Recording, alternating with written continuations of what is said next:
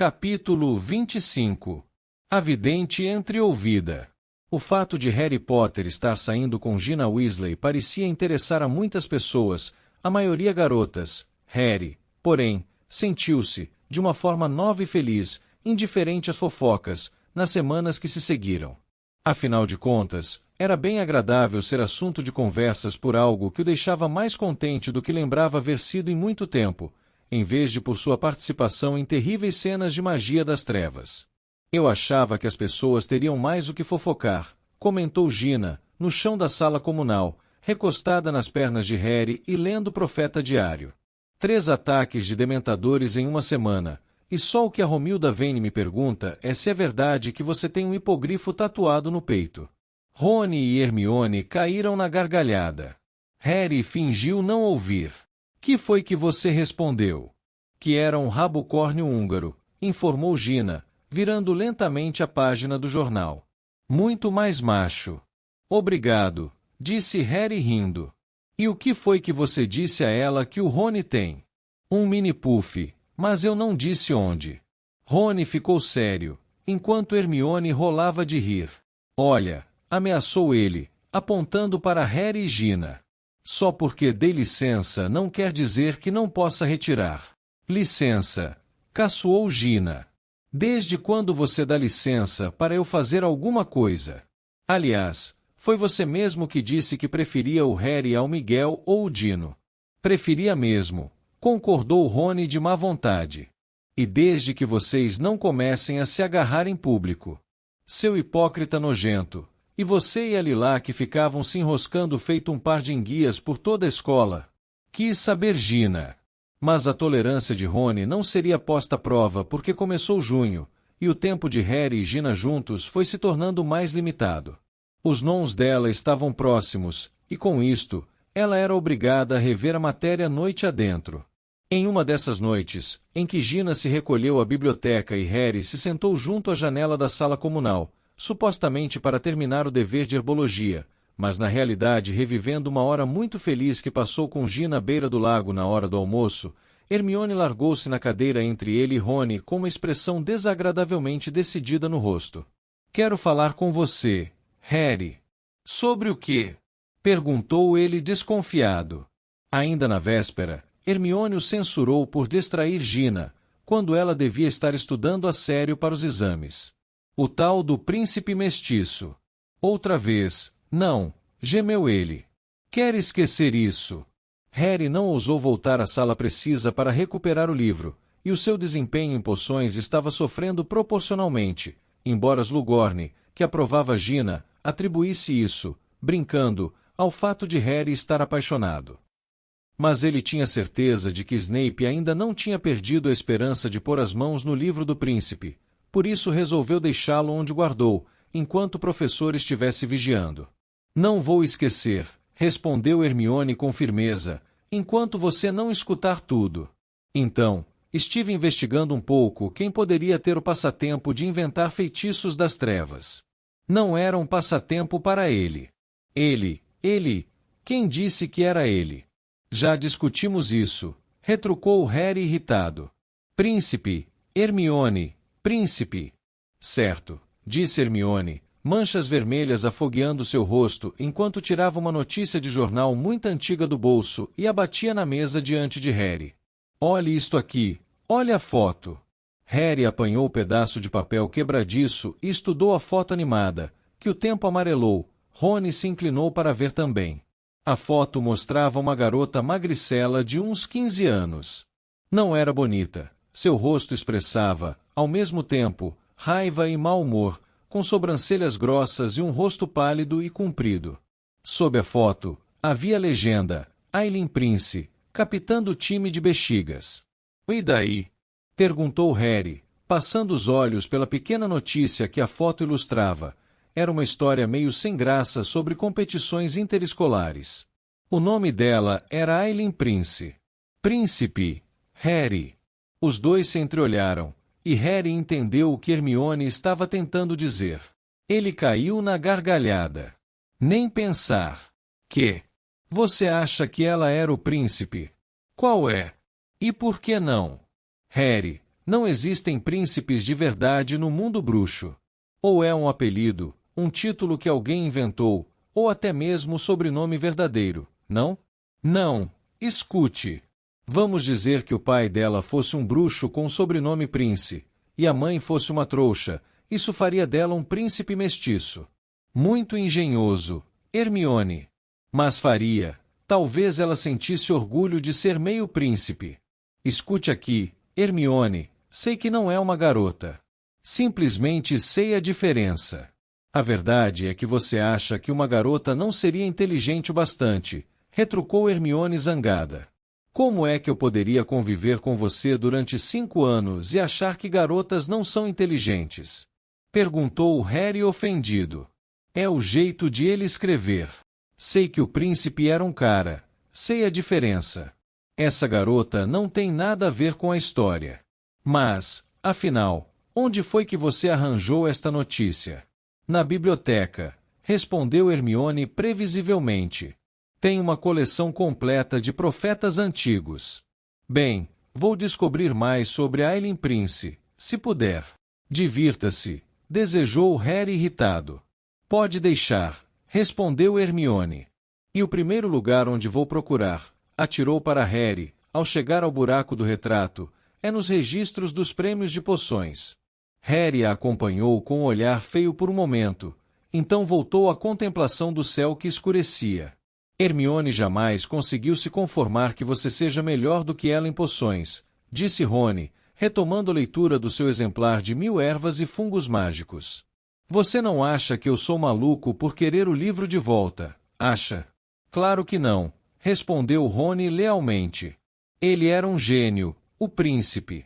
Aliás, sem aquela dica do bizuar, ele riscou a garganta com o dedo significativamente. Eu não estaria aqui para discutir isso, não é?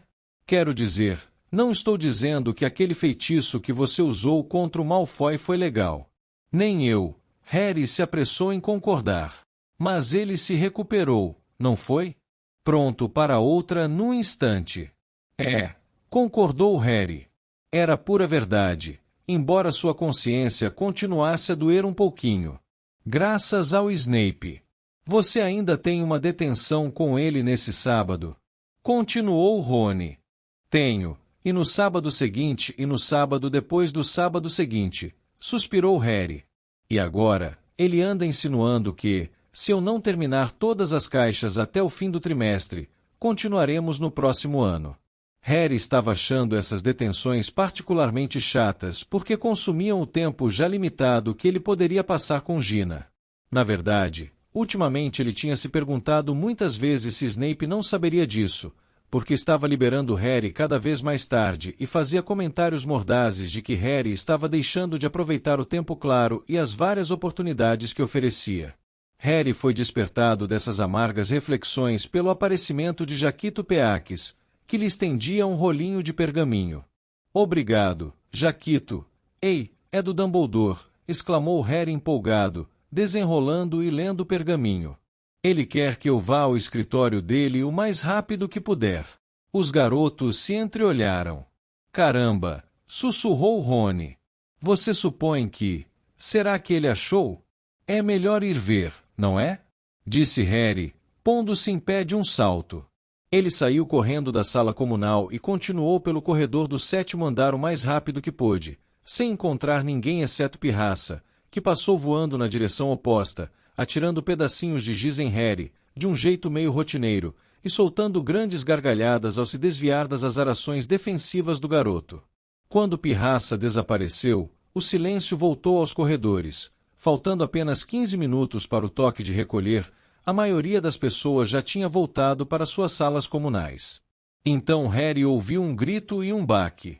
Ele parou abruptamente e apurou os ouvidos. Como é que você se atreve?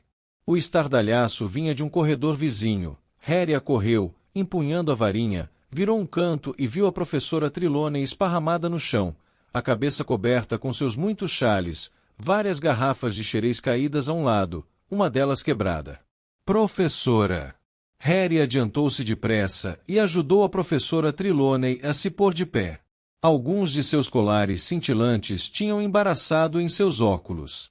Ela soluçou alto, ajeitou os cabelos e se levantou apoiada no braço que Harry oferecia. O que aconteceu, professora? É mesmo de se perguntar, respondeu ela esganiçada. Eu estava andando, refletindo sobre certos portentos das trevas que por acaso vislumbrei. Mas Harry não estava prestando muita atenção.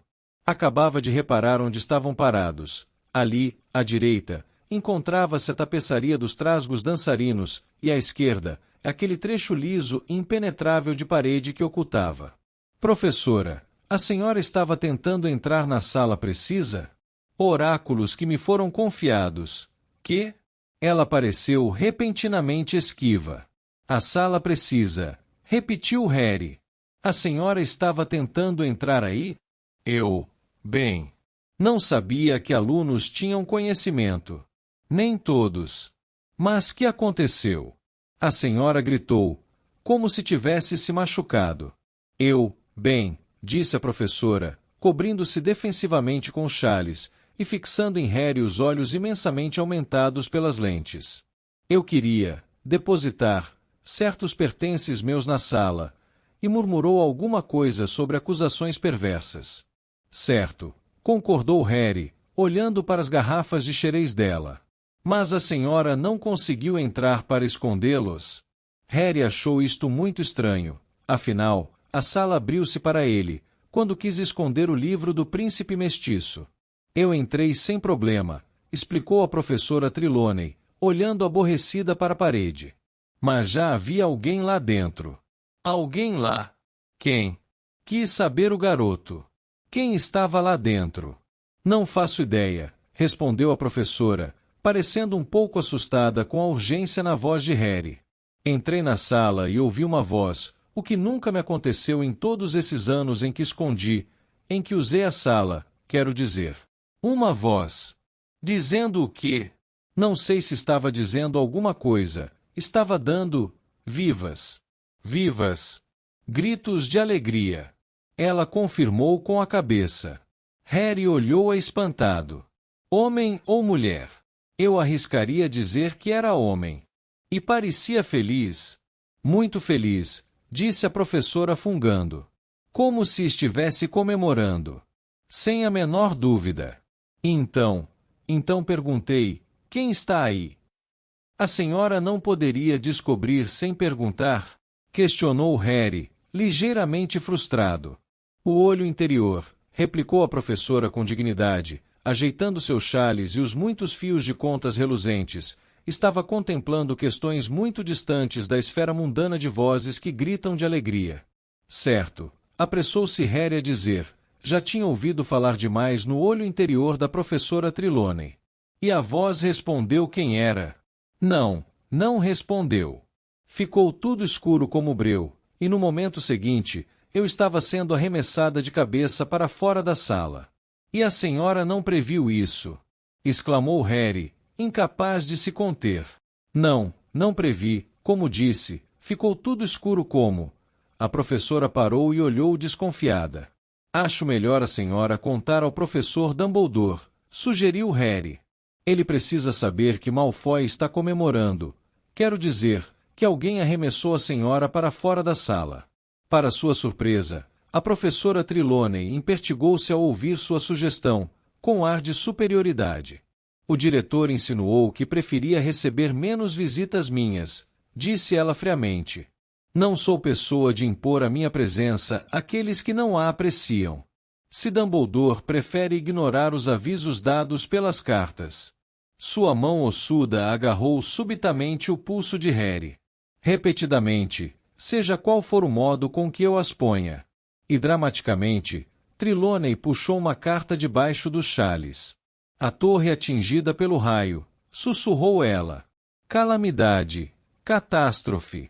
Cada dia mais próxima. Certo, concordou Harry outra vez. Bem, continuo achando que a senhora deveria contar a Dumbledore sobre a voz e a sala escurecer de repente e a senhora ser arremessada para fora.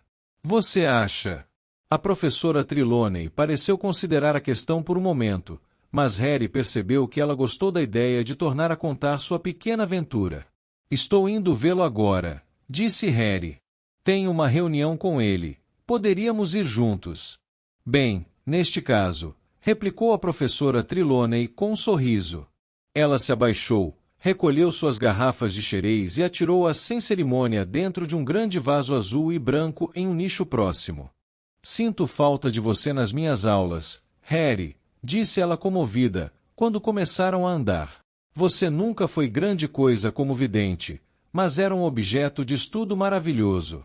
Harry não respondeu. Detestou ser o objeto de estudo dos contínuos vaticínios catastróficos da professora Trelawney. Receio, continuou ela, que aquele pangaré, desculpe, centauro, não saiba nada de cartomancia. Perguntei-lhe, de um vidente para outro, se também não tinha sentido as distantes vibrações do advento da catástrofe. Mas pelo jeito, ele me acha quase cômica. Isso mesmo, cômica. Sua voz alteou-se histericamente, e Harry sentiu uma forte baforada de xerez, embora as garrafas tivessem sido deixadas para trás. Talvez o cavalo tenha ouvido pessoas dizerem que não herdei o dom das minhas tataravós. Há anos os invejosos têm espalhado esses boatos. Sabe qual a minha resposta para essa gente, Harry? Será que Dumbledore teria me deixado ensinar nesta grande escola, confiado em mim todos esses anos, se eu não tivesse comprovado o meu valor? Harry murmurou alguma coisa inaudível. Lembro-me muito bem da minha primeira entrevista com Dumbledore, continuou a professora Trelawney, com a voz rouca. Ele ficou profundamente impressionado, é claro, profundamente impressionado.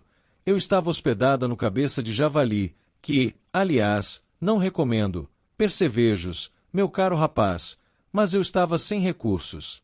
Dumbledore fez a gentileza de ir até o meu quarto na estalagem. Interrogou-me. Devo confessar que, a princípio, achei que parecia pouco favorável à adivinhação, e lembro que comecei a me sentir meio estranha, não tinha comido quase nada naquele dia. Mas então... E agora, pela primeira vez, Harry estava realmente prestando atenção, porque sabia o que tinha acontecido. A professora Trelawney tinha feito uma profecia que alterou o curso de toda sua vida, a profecia sobre ele e Voldemort. Então fomos rudemente interrompidos por Severo Snape. Que? Sim, houve uma agitação no corredor, a porta do quarto se escancarou, e lá estava aquele barman rude, parado com Snape, que tentava confundi-lo, dizendo que tinha se enganado ao subir, embora eu ache que ele foi apanhado escutando a minha entrevista com Dumbledore. Você entende, ele próprio estava procurando emprego à época, e com certeza esperava ouvir umas dicas.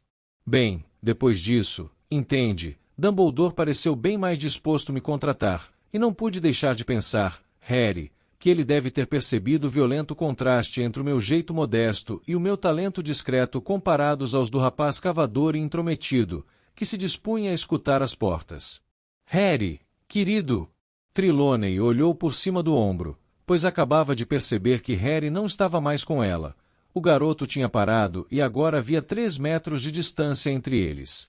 Harry, repetiu a professora insegura. Talvez o rosto dele estivesse branco, para fazê-la parecer tão preocupada e assustada. Harry estava paralisado, sentindo o impacto de ondas de choque, onda após onda, que obliteravam tudo, exceto a informação que lhe haviam negado por tanto tempo. Snape é quem tinha ouvido a profecia. Snape é quem tinha levado a notícia da profecia a Voldemort. Snape e Pedro Pettigrew, juntos, tinham feito Voldemort sair caçando Lilian, Tiago e seu filho. Nada mais importava a Harry no momento. Harry, chamou de novo a professora. Harry, pensei que íamos ver o diretor juntos. A senhora fica aqui, disse Harry, com os lábios dormentes. Mas, querido, eu ia contar a ele que fui atacada na sala. A senhora fica aqui, repetiu Harry com raiva. Trelawney fez um ar assustado quando ele passou correndo por ela, entrou pelo corredor de Dumbledore, onde a gárgula solitária montava a guarda. Harry gritou a senha para a gárgula e subiu correndo a escada móvel em espiral, 3 degraus de cada vez. Ele não bateu à porta de Dumbledore, a esmurrou, e a voz calma respondeu, entre, depois que Harry já se precipitava para dentro da sala. Fawkes, a Fênix, girou a cabeça, seus olhos vivos e negros refletindo o dourado do sol poente.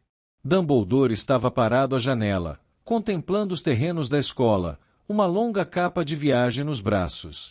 Bem, Harry, prometi que você poderia vir comigo. Por um momento, Harry não compreendeu. A conversa com Trelawney varreu tudo mais de sua cabeça, e seu cérebro parecia estar funcionando muito vagarosamente. Ir com o senhor. Somente se você quiser, é claro. E então Harry se lembrou porque inicialmente esteve ansioso para vir ao escritório de Dumbledore. O senhor encontrou uma Horcrux. Creio que sim. A fúria e o ressentimento entraram em conflito com o choque e a empolgação. Por um longo momento, Harry não conseguiu falar. É natural ter medo, disse Dumbledore. Não estou apavorado, retrucou Harry imediatamente, e era absoluta verdade. Medo não era uma emoção que ele estivesse sentindo. Qual é a Horcrux? Onde está? Não tenho certeza qual é, embora pense que podemos excluir a cobra. Acredito que esteja escondida em uma caverna na costa, a muitos quilômetros daqui, uma caverna que venho tentando localizar há muito tempo. A caverna em que, no passado, Tom Riddle aterrorizou 2 crianças do orfanato no passeio anual que faziam, lembra-se? Lembro. Como está protegida? Não sei. Tenho algumas suspeitas que talvez estejam completamente erradas. Dumbledore hesitou, em seguida disse: Harry, prometi que você poderia vir comigo, e mantenho a promessa, mas seria um grande erro se eu não o prevenisse de que será excepcionalmente perigoso. Eu vou, disse Harry, quase antes de Dumbledore terminar de falar. Enfurecido com Snape, seu desejo de fazer alguma coisa extrema e insensata tinha redobrado nos últimos minutos. Isto talvez tenha transparecido em seu rosto, porque Dumbledore se afastou da janela e olhou mais atentamente para Harry, uma leve ruga entre suas sobrancelhas prateadas. O que aconteceu com você? Nada, mentiu Harry prontamente. Que foi que o perturbou? Não estou perturbado. Harry, você nunca foi um bom oclumente. A palavra foi a faísca que desencadeou a fúria de Harry. Snape, disse ele muito alto, e Fawkes soltou um leve grasnido às suas costas. Snape foi o que me aconteceu. Ele contou a Voldemort sobre a profecia. Foi ele. Ele escutou a porta do quarto. Trelawney me contou. A expressão de Dumbledore não se alterou, mas Harry teve a impressão de que seu rosto empalidecia à claridade avermelhada do sol poente. Por um longo momento, o diretor nada disse. Quando foi que descobriu isso? Perguntou ele por fim. Agora, respondeu Harry, que com enorme dificuldade reprimia a vontade de gritar. Então, de repente, não conseguiu mais se conter. E o Senhor deixou ele ensinar aqui, e ele disse a Voldemort para atacar os meus pais. Ofegando como se lutasse, Harry se afastou de Dumbledore, que ainda não movia um único músculo, e começou a andar para cima e para baixo no escritório, esfregando os nós dos dedos nas mãos e exercendo todo o seu controle para não derrubar nada. Queria explodir com Dumbledore, mas também queria acompanhá-lo para tentar destruir a Horcrux. Queria dizer ao diretor que ele era um velho tolo por confiar em Snape, mas estava aterrorizado que Dumbledore não levasse se não dominasse sua raiva.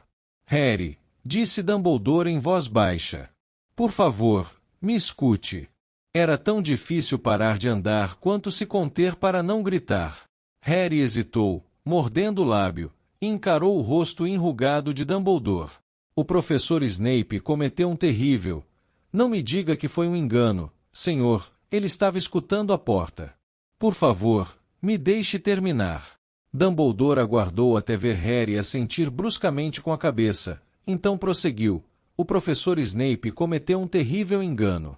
Ele ainda estava a serviço de Voldemort na noite em que ouviu a primeira metade da profecia da professora Trelawney.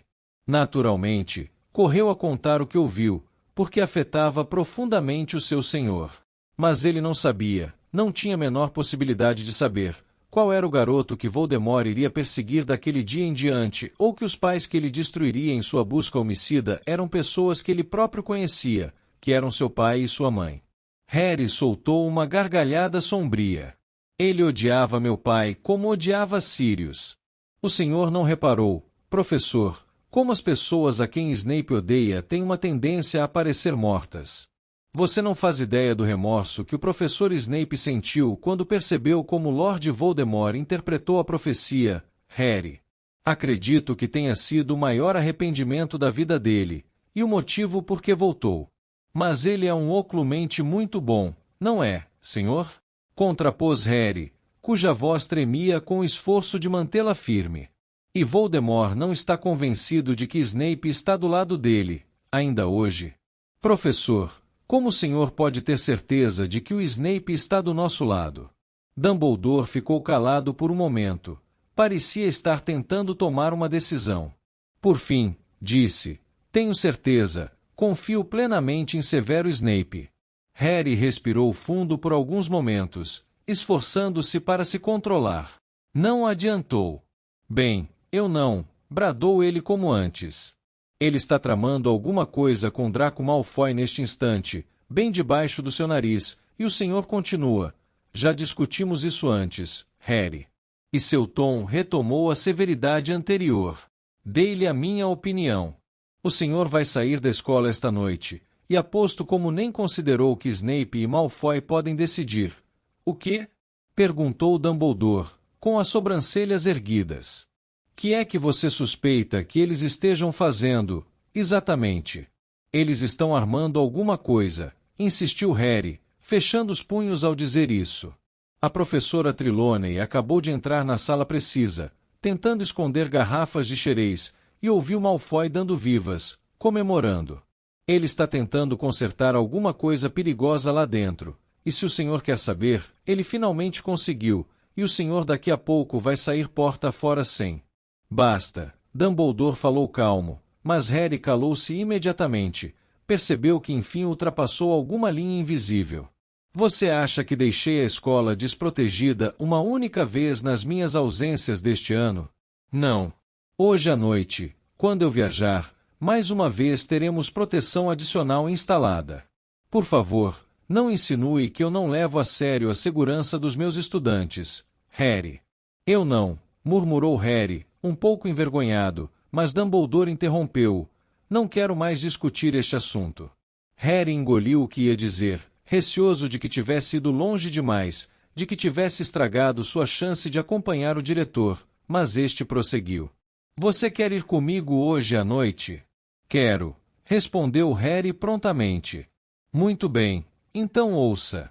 Dumbledore aprumou-se. Levo você com uma condição, que você obedeça a qualquer ordem que eu lhe dê, imediatamente e sem fazer perguntas. Claro. Entenda bem, Harry. Estou dizendo que deverá obedecer até a ordens como corra, se esconda ou volte. Você me dá a sua palavra. Eu. É claro. Se eu mandar que se esconda, você fará isso? Farei. Se eu mandar fugir, você obedecerá? Obedecerei. Se eu lhe disser para me abandonar e se salvar, você fará o que mandei? Eles se encararam por um momento. Farei, sim, senhor. Muito bem. Então, quero que você vá buscar a sua capa da invisibilidade e me encontre no saguão de entrada dentro de 5 minutos. Dumbledore voltou a contemplar a janela flamejante. O sol era um clarão vermelho rubi na linha do horizonte. Harry saiu depressa do escritório e desceu a escada espiral. De repente, sua mente ficou estranhamente clara. Sabia o que fazer. Rony e Hermione estavam sentados juntos na sala comunal quando ele retornou. Que é que o Dumbledore quer? Perguntou Hermione ao vê-lo. Harry, você está ok? Acrescentou ela ansiosa. Estou ótimo, respondeu ele brevemente, passando apressado. Correu escada acima e entrou no dormitório. Ali, escancarou o malão e tirou o mapa do maroto e um par de meias enroladas. Então, tornou a se precipitar pela escada e voltar à sala comunal, derrapando diante de Rony e Hermione, que observavam perplexos. Não tenho muito tempo, ofegou Harry. Dumbledore acha que estou só apanhando a capa da invisibilidade. Escutem. Em poucas palavras, contou-lhes aonde estava indo e por quê. Não parou nem diante das exclamações de horror de Hermione nem das perguntas apressadas de Rony, eles poderiam deduzir os detalhes sozinhos depois. Estão entendendo o que isto significa? Harry terminou ligeiro. Dumbledore não estará aqui hoje à noite, portanto Malfoy estará livre para tentar o que quer que esteja tramando. Não, me escutem. Sibilou ele zangado, quando Rony e Hermione deram sinais de querer interrompê-lo. Sei que era o Malfoy comemorando na sala precisa. Tomem. Ele empurrou o mapa do maroto na mão de Hermione. Vocês têm de vigiá-lo e têm de vigiar Snape também. Usem quem puderem reunir da AD. Hermione, aqueles galeões de contato ainda estão funcionando, certo? Dumbledore diz que instalou proteção adicional na escola, mas, se Snape estiver envolvido, ele saberá qual foi a proteção e como evitá-la. Mas ele não estará esperando que vocês estejam de guarda, não é? Harry, começou Hermione, seus olhos arregalados de medo. Não tenho tempo para discutir, a cortou. Tome isto também. Ele empurrou as meias nas mãos de Rony. Obrigado, disse Rony. Para que preciso de meias? Precisa do que está embrulhado nelas, é a Félix Felicis. Dividam entre vocês e a Gina também. Se despeçam dela por mim. É melhor eu ir, Dumbledore está me esperando. Não, exclamou Hermione, quando Rony desembrulhou o frasquinho de poção dourada, parecendo assombrado. Não queremos a poção, leve com você, quem sabe o que irá enfrentar. Estarei bem, estarei com Dumbledore, respondeu Harry. Quero ter certeza de que vocês estejam ok. Não me olhe assim, Hermione, vejo vocês mais tarde. E ele se foi, atravessou o buraco do retrato e rumou para o saguão de entrada. Dumbledore aguardava-o junto às portas de carvalho. Virou-se quando Harry apareceu derrapando e pisou o degrau mais alto da escadaria, muito ofegante, sentindo uma pontada ardida do lado.